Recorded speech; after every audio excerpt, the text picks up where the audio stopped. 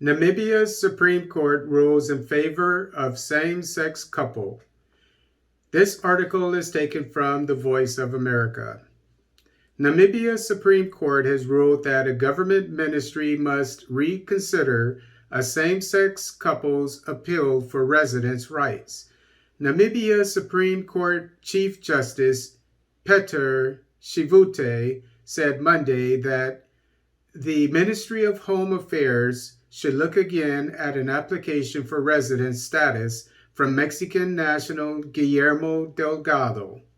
Delgado, who is in a same-sex union with Namibian national Philip Lule, argued that he is domiciled in Namibia and therefore does not need a visa when entering the country.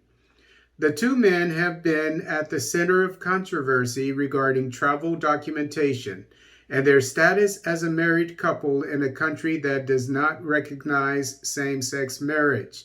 Speaking to Voice of America, LGBT activist Dilo Kelwa Tetwa said the court's ruling, while narrow, is a win for the couple's case. It is still quite a bit murky and ambiguous, especially for the LGBT plus community, because this specific verdict at the Supreme Court would have been seen as a historic legal precedent to recognize the domicile status of a foreign national in a same-sex union.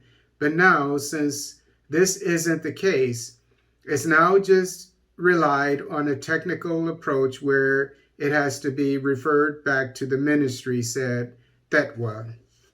Tetwa acknowledged that the judgment does not affect the broader LGBT community.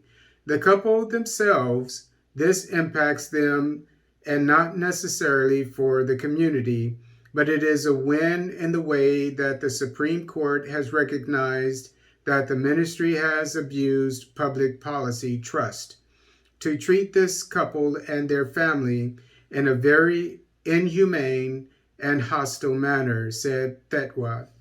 The judgment handed down is one of many that has put LGBT rights at the center of public discourse in Namibia.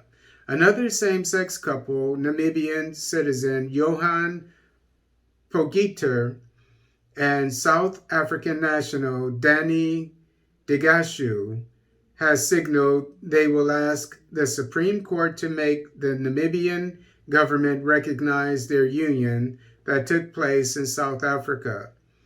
Namibia's High Court ruled on January 20th the court could not recognize their marriage as it does not align with the country's constitution, which only recognizes marriage as a union between a man and a woman.